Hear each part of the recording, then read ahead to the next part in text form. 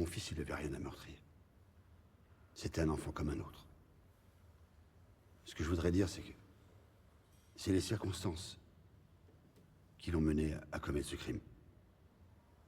Et moi, son père, j'ai pas réussi à l'en empêcher. Quand il est rentré à la maison, fracassé, en sang, parce qu'il s'était fait battre, mon premier réflexe a été de le soigner. C'est normal. J'ai pas trouvé les mots. J'étais juste content qu'il soit pas mort. Je me suis dit qu'on avait évité le pire. Je vous mentirais si je vous disais que tout ça, je l'ai pas vu venir. Mais seulement avec Félix, on se parlait plus beaucoup.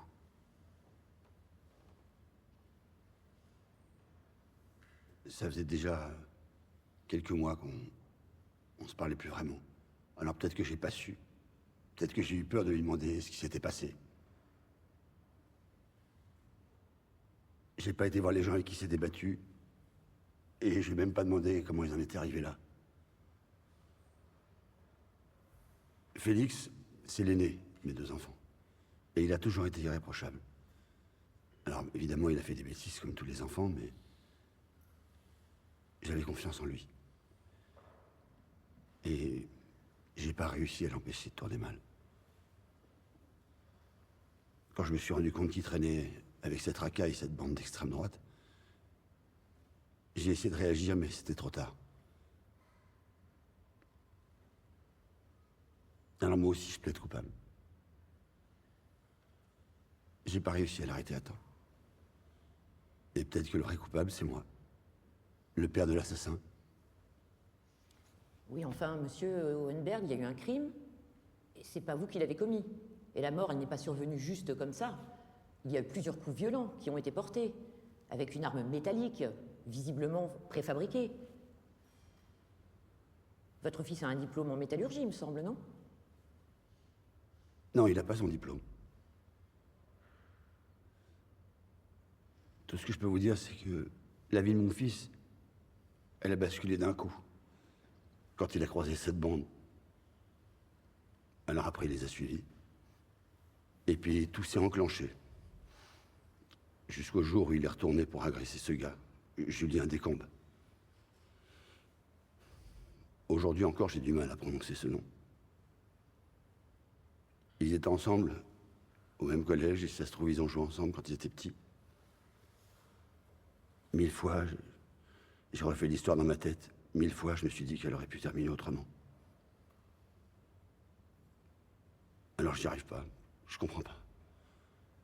Quand on a reçu un amour, disons, raisonnable de ses parents, qu'on n'a connu ni la guerre, ni la misère,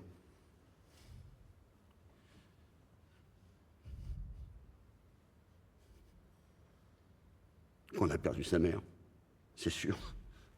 Mais c'est arrivé à d'autres. Comment on peut terminer comme ça? Les années de prison n'y changeront rien. Sa vie, elle est foutue.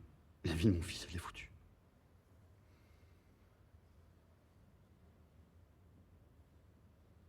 Alors qu'est-ce que j'aurais dû faire? Je savais qu'il tournait mal.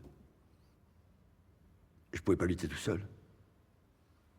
Je me suis dit que il faudra un projet pour changer la donne.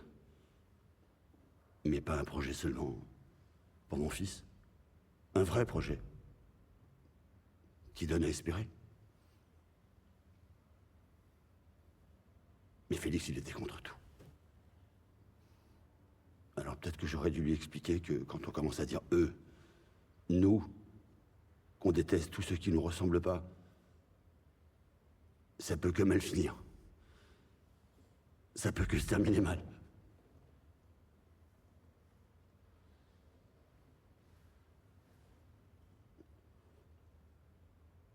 On croit qu'on défend sa culture, mais en fait, on lutte contre tous ceux qui ne lui appartiennent pas. On finit par faire deux camps. On croit qu'on défend son camp, mais tout ce qu'on veut, c'est la destruction des autres. Tout ce qu'on veut, c'est faire la guerre. Il n'y a plus de la violence.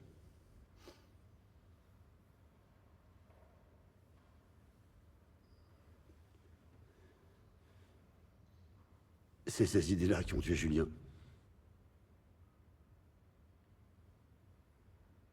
Et mon fils, il a été assez bête pour y croire.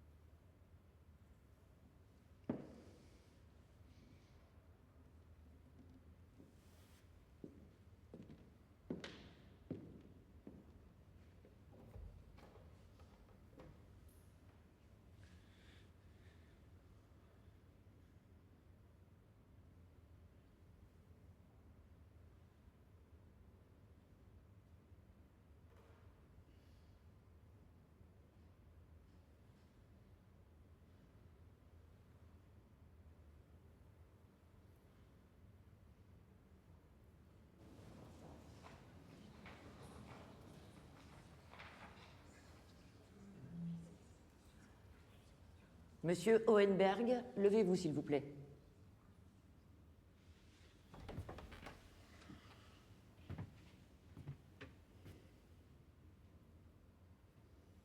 À la question, Monsieur Hohenberg était-il pénalement responsable au moment des faits? Il a été répondu oui à la majorité de 7 voix au moins. À la question, Monsieur Hohenberg a-t-il volontairement donné la mort à Monsieur Julien Descombes? Il a été répondu oui à une majorité de 7 voix au moins. À la question, Monsieur Hohenberg était-il au moment des faits atteint d'un trouble psychique ayant altéré son discernement ou entravé le contrôle de ses actes? Lors de la commission de l'infraction, il a été répondu non par une majorité de 7 voix au moins. Enfin, à la question, Monsieur Hohenberg a-t-il prémédité son geste? Il a été répondu oui par une majorité de 7 voix au moins. En conséquence, la Cour prononce une peine de 20 années de réclusion criminelle. Mesdames et messieurs, l'audience est levée.